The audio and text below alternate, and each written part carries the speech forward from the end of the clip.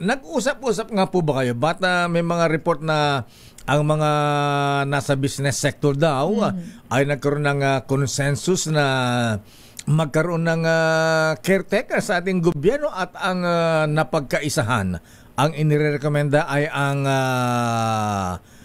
Don Ramon Ang. Go ahead, sir. Mr. Boots. Yes. Yan, nandito na kayo. Ayan. Wala naman ho kaming napapag-usapan na Mr. Ramon Ang magiging caretaker. Pero si Mr. Ramon Ang po ay is a very respected business person sa business community. Opo. And he leads isa sa pinakamalaking conglomerate dito sa Pilipinas, yung San Miguel Corporation. Pero wala naman ho kaming Mr. Macalman na pinag-uusapan na siya ang magiging caretaker. Pero napag-usapan po yung pagkakaroon po ng caretaker sa gobyerno, Mr. Guerrero, sir?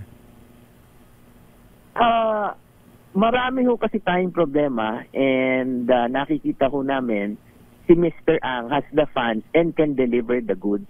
Kumbaga siya ay palaging maaasahan eh.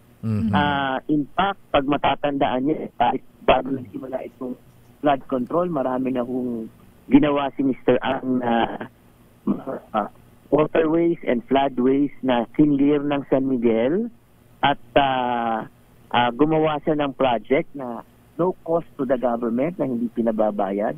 And effective naman po ang ginagawa niya. Kaya yun ay hindi ho namin pinipigilan at wini-welcome po ng business community yun.